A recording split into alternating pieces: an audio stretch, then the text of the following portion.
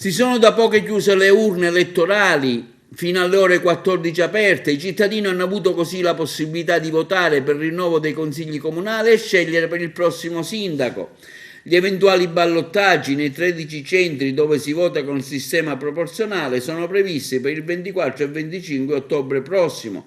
L'elettore, ricordiamo, che ha avuto la possibilità di esprimere fino a 2 preferenze con l'alternanza di genere, quindi l'annullamento della seconda preferenza. Il voto espresso per una lista si estende al candidato a sindaco a essa collegato e non viceversa.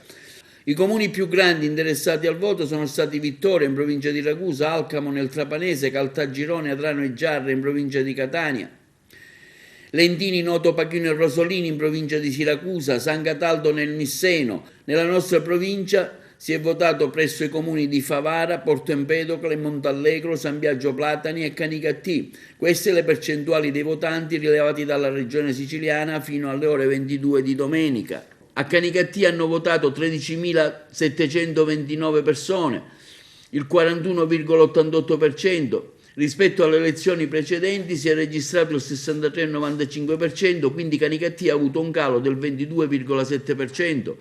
A Favara hanno votato fino alle 10 di ieri 16.586 persone, 46,56%, il dato precedente era il 61,31%, quindi un calo del 14,75%. A Montallegro hanno votato 1.501 persone, 40,51%, rispetto allo stesso dato delle scorse elezioni era il 48,10%, con un calo del 7,59%.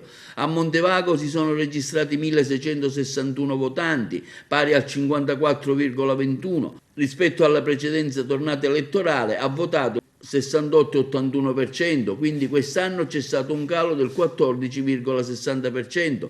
A Porto Empedocle 7.373, pari al 44,82%. Nella precedente tornata aveva votato allo stesso orario 65,25%, quindi a Porto Empedocle c'è stato un calo del 20,44%. San Biagio Platani hanno votato 1.696 persone, pari al 29,80%.